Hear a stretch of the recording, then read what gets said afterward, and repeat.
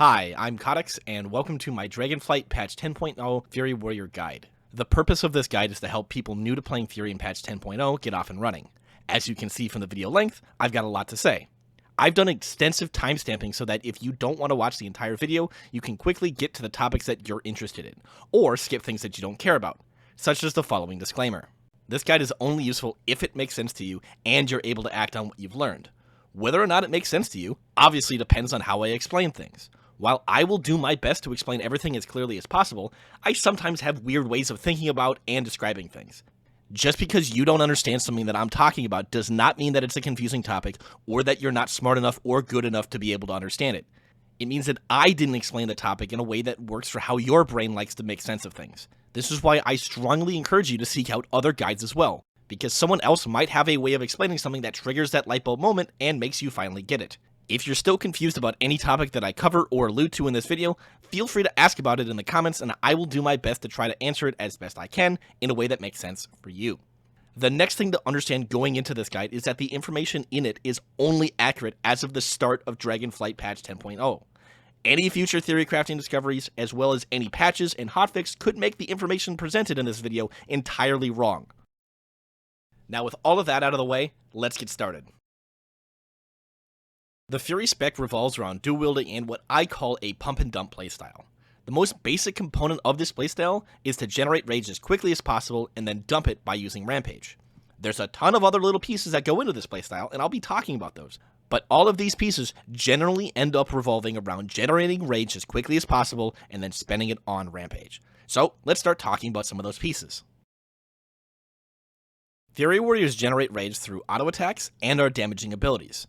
For auto attacks, our main hand will typically generate 7 rage, and our offhand hits will generate 4 rage. The reason why I say typically here is because small variances can occur due to rounding of fractions of rage generated. For abilities, Raging Blow is going to generate 12 to 14 rage, depending on what talents you take. Bloodthirst generates 8 to 12 rage, depending on talents, and if the target is below 20% health, then we can use Execute, which generates 20 rage. Ultimately, the numbers that I just threw out there are just so that I can be precise. The key takeaway here is that we have a bunch of abilities and they generate different amounts of rage. As previously mentioned, our goal when playing Fury is to generate rage as quickly as possible and then dump it by using Rampage. Depending on what talents you take, you might get other abilities that can generate rage, and it's important to spend some time practicing and getting used to how much rage those abilities grant relative to your other abilities. For example, Thunderous Roar and Shockwave both generate 10 rage, putting them between Raging Blow and Bloodthirst. But if you were to talent into Onslaught, that ability gives 30 rage, placing it above Execute in terms of rage generation. Something else to be mindful of is that one way to think about the value provided by each ability is that you can think of it in terms of the damage that it does, plus the damage that you're going to get from the rage that is generated by that ability. For example, a Raging Blow is worth X amount of damage, plus, since it generates 14 rage, and Rampage costs 80 rage, that's 14/80ths of a Rampage, or 17.5% of a Rampage. The reason why I'm bringing this up is because an ability that does less damage, but generates more rage, may ultimately provide more value than an ability that does more damage, but generates less rage. Now that we've talked about the basics of rage generation, we basically need to talk about the other half of the Fury Warrior playstyle. If Fury Warriors are an engine that produce DPS, rage generation is the fuel for that engine, and then Enrage is the oxygen that enables that fuel to combust. Enrage is a 4-second buff that gives us 15% haste, 10% movement speed, and increases our damage by 11%, and that damage modifier is increased by our mastery. There are 3 ways to get Enrage. First, using Rampage, which always grants Enrage. 2, using Bloodthirst, which has a 30% chance to proc Enrage, and 3, Onslaught, which is a talented ability that will grant Enrage. Now, getting a % damage increase is obviously good, but because Enrage also grants haste, that means that we're going to be auto-attacking faster, which means more rage generation. And also, we're going to have shorter global cooldowns, which again means more abilities that grant rage. This leads to being able to Rampage more often, which grants more Enrage, and so on and so forth. Once you've gotten used to the idea that Fury is about generating rage quickly and spending it on Rampage, the next thing that you're going to want to focus on is getting used to part of how we do that is by maximizing Enrage uptime, or in other words, keeping the Enrage buff up as much as possible. While this may seem like a perfect time to start talking about rotation, before we do that we need to talk about talents, because what build we use is going to affect what abilities that we have available to us. Unlike in Shadowlands, where there was a ton of different systems that you needed to deal with in order to optimize your character, Dragonflight really only has one, the talent tree. Because there are so many options that are available to you, rather than spending an hour going over each talent and when it might be useful, I'm just going to straight up give you the default talent builds and then talk about some of the key components and decisions that are made for these builds. If you want to import any of these builds that I show, you can find a link to the import codes in the description of this video. Starting out with the big picture, both the single target and AoE builds focus on getting Avatar and Spirit Bastion as their capstone talents. Currently, Shockwave and Thunderous Roar are just not competitive enough to warrant taking as Fury. Aside from that, both the AoE and single target builds just take every single talent that can affect our throughput. Now, the way that I like to categorize talents in my head is that there's basically 4 types of talents on the class tree. There are required/throughput talents, there's general utility talents, there's niche utility talents, and then there's non-competitive/useless talents. To help explain this idea, here's a color-coded breakdown of these talents with the standard single-target build shown underneath. The talents in red are what I would consider to be required, the ones in green are general utility talents, the ones in light blue are niche utility talents, and then the unmarked ones are talents that are non-competitive/useless for single-target DPS. The standard single-target DPS build leaves you with 6 points to spend on utility. You should be looking to customize which utility talents you're taking based off of the type of content that you're doing and also the specific encounters that you're doing. For example, in a raiding environment, you're absolutely going to want to take Rallying Cry because on the vast majority of encounters, you're going to be able to make use of that raid CD. The next talent that would likely have value on most encounters is going to be Spell Reflect. The only time this talent won't provide value is if all of the damage in the encounter is physical, which typically only happens on a few raid encounters per expansion. After that, I personally default to taking Intervene, as that enables more mobility, which I'm a really big fan of. Next, I also take Impending Victory and Bitter Immunity, which provides extra self-healing and the ability to clear certain debuffs. The last utility point is honestly purely encounter dependent, though I personally tend to just arbitrarily slap that point into Berserker Rage, unless the encounter is going to make something else better. Now, the particular build that I'm showing you right now is more focused on raiding. In Mythic Plus, I highly recommend taking Stormbolt and or Intimidating Shout, as having extra stuns and stops is always a good thing in Mythic Plus. The standard single target build has 2 choice nodes that it takes. By default, you're going to want to take Sidearm, but if the fight has interrupts, then it will be better to take Concussive Blows. For our second choice node that this build takes, Berserker's Torment is taken over Titan's Torment simply because the single target build does not take Odin's Fury, and that greatly reduces the value of Titan's Torment. Now, here are a few other things that I want to point out about this build and things that you should be mindful of. It's really important that you take Defensive Stance. Not only is it necessary for unlocking some other utility talents, it's an incredibly powerful tool for survival, which matters because you do 0 DPS while dead. On its own, Reinforced Plates may seem like it should be an optional talent, but because we take Armor to the Teeth, increasing our armor increases our strength, making Reinforced Plates actually a throughput talent. If the encounter that you're doing involves the boss getting a shield, then you're going to want to take Wrecking Throw, because the 500% damage bonus that it gets against shielded targets makes it a very strong ability. Now, I'm personally partial to taking Leeching Strikes by default, but assuming that you take Rallying Cry, on encounters where you can make use of Second Wind, it will probably be best to take that instead of Leeching Strikes. Barbaric Training technically has the possibility of providing some value to your single target DPS, but because it only affects an ability that we only use when there is literally nothing else, this scenario is pretty rare, making the actual value that it provides exceptionally small, if anything. Lastly, if you take Berserker Shout, it will only break fears. It will not grant immunity. Therefore, you must wait to get feared before using it in order for it to benefit your group. Now that we've talked about the standard single target class tree build, let's talk about the standard AoE class tree build. The standard AoE build is very similar to the standard single target build, but with 3 key differences. First, you take Barbaric Training. Second, you take Seismic Reverberations. And then third, instead of taking Berserker's Torment, you take Titan's Torment.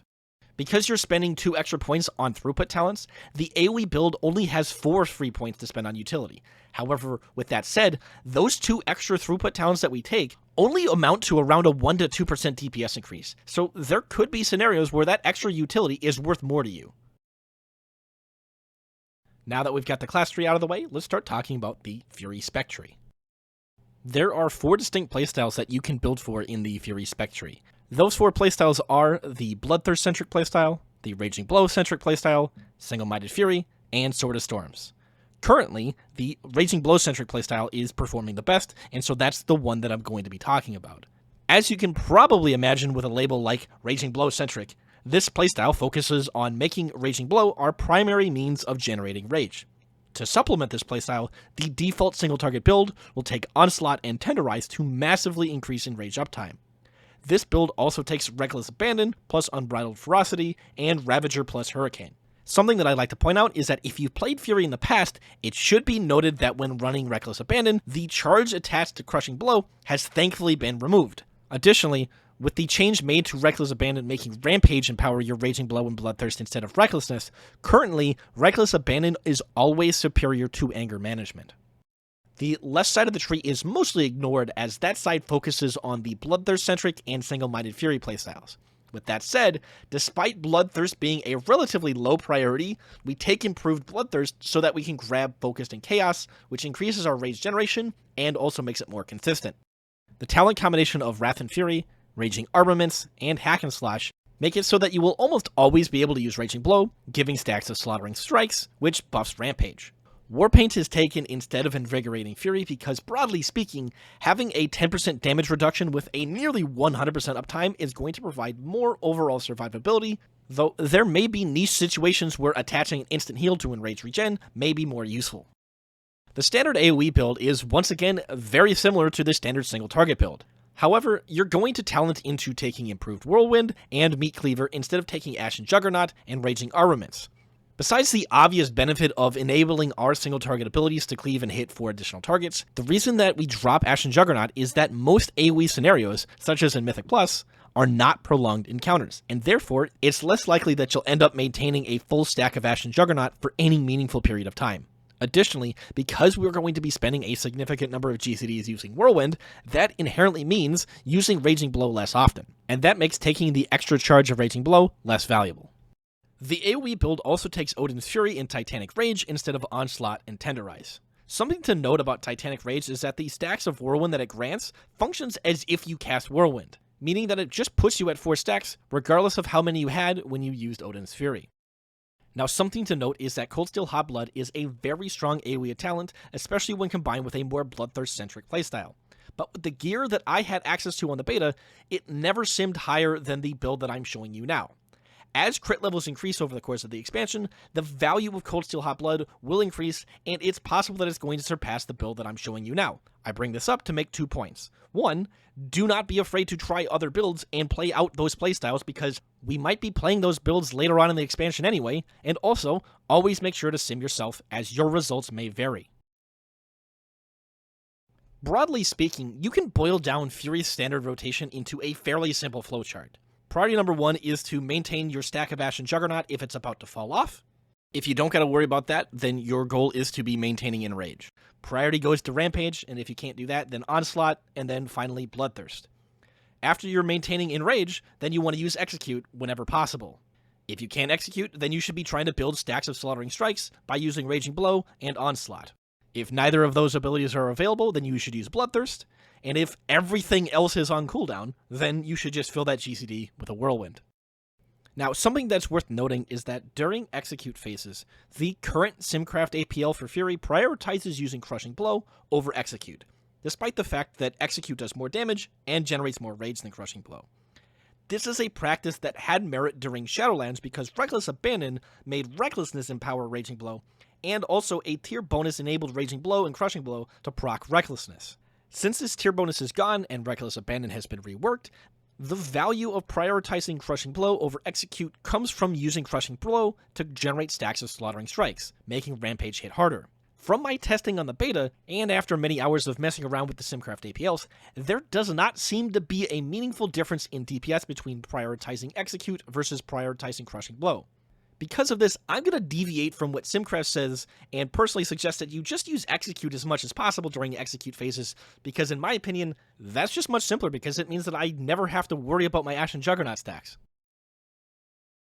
For AoE, the general priority system that I talked about for single target still holds. However, there is one new priority to contend with: Whirlwind stacks. Basically, you want to ensure that you always have at least one stack of Whirlwind up so that your abilities will cleave to the nearest 4 targets. In practice, this typically means that you're going to be using Whirlwind every 5th ability if you're running Meat Cleaver, and every 3rd ability if you're only running Improved Whirlwind. With the AoE build that I'm recommending, the flowchart looks like this. Priority 1 is maintaining your Whirlwind buff. Your second priority is maintaining Enrage through Rampage and Bloodthirst. You don't have Onslaught with this build, so that's not an option. The third priority is using Execute as much as possible, and then after that you're building stacks of Slaughtering Strikes with Raging Blow. If you're already enraged and Raging Blow has no charges and it's on cooldown, well then you should be using Bloodthirst, and if you can't do anything else, then just use Whirlwind even if you have stacks of Whirlwind already. The single target build has 3 cooldowns, and the AoE build has 4, so let's talk about our opener and our burst windows. For single target, a typical opener is going to look like this. You're going to start out by charging to the enemy, then you're going to use Onslaught, then you're going to use Recklessness, after that you're going to use Ravager, then Avatar and Spear of Bastion, and then you're going to Rampage again, and after that you're going to start your normal rotation. Something to be mindful of is that at the time of recording this, Onslaught does not get the increased rage generation benefit of Recklessness, meaning that ideally you want to use it when Recklessness is not up. In practice, this makes it most valuable to use almost immediately on pull to get yourself enraged. Then you would pop Recklessness and then your other cooldowns. Additionally, because of the talent called Tenderize, it's best to use Onslaught when you have 2 or fewer stacks of Slaughtering Strikes, as this will prevent you from wasting stacks. During burst windows, this order of operations is basically going to be the exact same thing, only you're not going to charge and you may or may not have Onslaught available at that point in time. In an AoE opener, you're simply going to use Whirlwind in place of using Onslaught. Now, you might be tempted to use Odin's Fury there instead of using a Whirlwind, but you want to wait until you're enraged in order to use it in order to get maximum benefit. Also, because the AoE build runs Titan's Torment, using Avatar casts Odin's Fury. Something to note about this is that you can only have one instance of the Odin's Fury bleed on a target at a time, meaning that you want to stagger the usage of Odin's Fury and Avatar so that you don't overlap the durations of the bleed. Lastly, this is a small min-maxy thing, but the reason why you want to use Ravager before using Avatar and Spear Bastion is because Ravager does not tick instantly. And with enough haste, it's possible to get your spear out before that first tick of Ravager. This is advantageous because you want to have as many hits land during Spear Bastion as possible, because more hits means more chances to crit, which means more value from the 25% crit damage bonus provided by Elysian Might. Now, your stat priorities will change depending on pretty much every single little variable that I've talked about in this video, plus what stats are on your current gear. If you want to get a sense of what stats are best for you, you can run a stat weights simulation on Raidbots with your personal setup to get an understanding of what stats are best for you. But please keep in mind that there are a number of fundamental flaws with doing that type of simulation. So in practice, the best thing to do is just follow whatever Top Gear suggests is the best item. With that said, generally speaking, Haste and Mastery are likely going to be your top 2 secondary stats, at least for single target DPS. With that out of the way, let's talk more about what secondary stats actually do to increase your DPS. Haste increases the number of GCDs that you're going to have available over the course of the fight, and allows you to fit more globals inside of your cooldown windows. Haste also increases your auto attack speed, and so because you're going to be attacking more often, that means more rage generation, and because you're going to have more GCDs, that means more abilities that generate rage, and that means more rampages overall. Mastery increases the damage bonus provided by Enrage. The overall effect of this can be approximated by multiplying the effect of the damage bonus by the uptime, meaning that the higher the uptime, the more valuable that Mastery becomes. Because of the Tenderize talent making it possible to achieve nearly 100% uptime on Enrage, that makes Mastery extremely strong because it provides more percent increase per point than Versatility. Crit can normally be seen as a sort of flat damage increase. However, there are a couple of talents that modify the value of crit by enabling it to affect rage generation. First, Wild Strikes makes auto attack crits increase your melee attack speed for 10 seconds. More melee attacks means obviously more rage. Additionally, Cold Steel Hot Blood makes Bloodthirst crits generate 4 additional rage, once again increasing the value of crit. Something else to know about crit is that it tends to scale really well in AoE encounters. Lastly, there's Versatility, which just simply provides a straight % damage increase. There isn't anything particularly special about the secondary stat. It's seldom our best stat, but it's also never terrible. There are a number of macros that will make your life easier when playing Fury. Here are some of the ones that I use, and all of them will be in the video description. I highly recommend creating a macro that will handle swapping in and out of defensive stance for you, as this makes it so that you only need 1 keybind rather than 2. To eliminate needing to hit a keybind, then click on where to place Spear of Bastion and Ravager, you can use macros to cast those abilities wherever your cursor is located, or right on top of your character. I personally like having Spear of Bastion cast on my cursor because that allows me to snare ranged mobs, whereas I prefer to have Ravager cast on my character as the size of the effect is much larger, and also it will chase mobs around, making it much more forgiving to use that way. I use a macro to bind Intervene and charge to the same key. Specifically, this macro will only charge targeted enemies and will only intervene targets that I am mousing over. Something to note about this macro is that it prioritizes using Intervene over Charge, so you need to be somewhat mindful of where your cursor is placed when charging enemies so that you don't accidentally intervene your tank. And that's everything that I think that you need to know in order to successfully play a Fury Warrior in Dragonflight patch 10.0. I hope that this guide has been helpful for you. As patches, hotfixes, and new theory crafting discoveries occur and change what the best practices are for Fury Warriors, I will be making videos discussing and analyzing them. If you're confused about any part of this guide, feel free to ask and I will do my best to help you out. Alternatively, tell me why what I've said is wrong and why my opinions are dumb. Lastly, I just want to say thank you for watching this video and subscribe for more.